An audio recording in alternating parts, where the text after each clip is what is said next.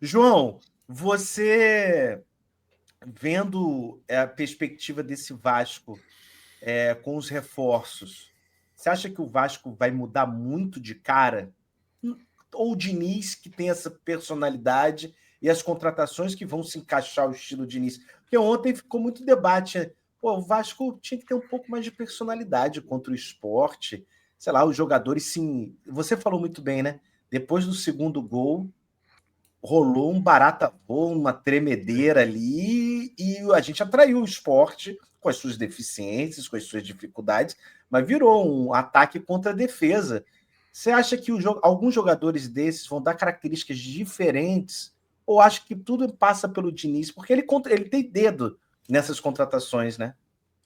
Falando sobre ontem, cara, eu acho que ontem o que eu acho que irritou muito é que era um jogo encaminhado para o Vasco, que o Vasco fez virar um drama sem necessidade, né? Eu acho que Isso. estava muito na cara ali, já no princípio do segundo tempo, que o Coutinho estava morto, que o Nuno estava morrendo, que o Verratti estava cansado, que o Ryan ontem fez uma partida abaixo, e acho que também não é coincidência o Ryan cair de produção sem o PH libera o Ryan para jogar mais. Só que assim, a gente não tinha tantas opções assim no banco, mas eu acho que o Diniz, ele vai mal quando escolhe o França, e concordo com o que o André disse. Na coletiva ele foi muito contraditório, porque ele fala, não dá para substituir, porque os jogadores não têm ritmo e tal. E aí ele escolhe para um jogo que estava difícil, né? Já estava 3-2, ele escolhe um cara que está totalmente sem ritmo para entrar num jogo que ia ficar difícil. E mais, era um jogo que estava te pedindo a característica do Andrés Gomes, que talvez não esteja ainda no melhor também da sua forma, mas já entrou aí 2 jogos,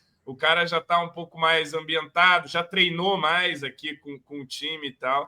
Então, acho que ontem o Diniz, com a sua demora na substituição, impediu o Vasco, na minha visão, de encaminhar um jogo bem mais tranquilo. A gente poderia estar falando de uma atuação que não foi de encher os olhos, brilhante do Vasco, mas que o Vasco levou com alguma tranquilidade. Na real, a gente viveu um grande drama. Agora, qual foi a outra pergunta que você me fez? Eu falei o seguinte, a gente está vendo muito do dedo do Diniz nas contratações. Sim. Né?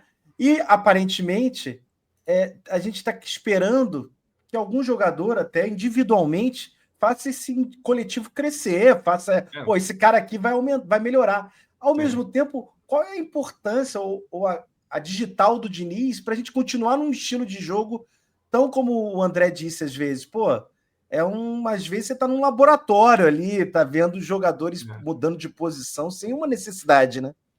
Então, eu acredito, quero acreditar que assim, os zagueiros vão provocar um impacto ali positivo, né? Imagino que a gente vai subir o nível da posição. A expectativa é essa com as contratações, tanto do Cuesta quanto do Renan. Isso vai permitir que o Hugo também volte à rotação ali dos volantes, vai poder ajudar naquela posição.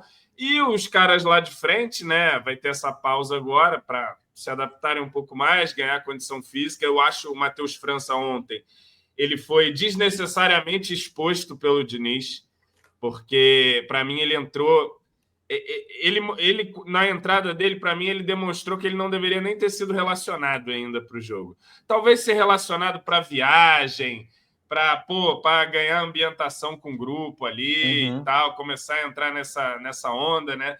Mas não para jogar. Era joguinho, como disse meu amigo Luciano Melo, para ele ficar de tênis no banco de reserva, ele e Robert Renan, só viajar, porque os caras chegaram agora, não jogam há muito tempo, né? Então, assim, mas eu tenho uma boa expectativa nele.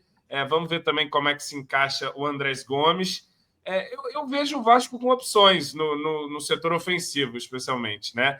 E agora vamos ver o que os zagueiros também vão poder entregar para nós para subir o nível desse time. Acho que se o Vasco melhorar a sua defesa um pouco, o ataque do Vasco produz. O ataque do Vasco consegue, na maioria das partidas. É evidente que tem jogos melhores e piores. Juventude e Corinthians a gente não produziu nada.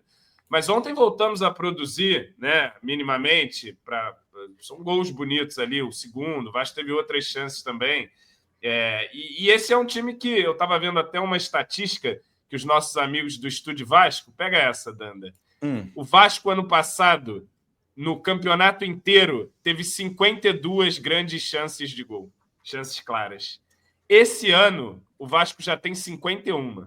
E faltam 17 jogos ainda para nós. Então é um time que consegue produzir chances. Tanto que tem o quinto ataque, é muito impactado pelo 6-0 no Santos, mas a gente vê que as vitórias do Diniz são com gols, né? São Paulo 3, Sport 3, ontem o Santos 6, o Melgar 3.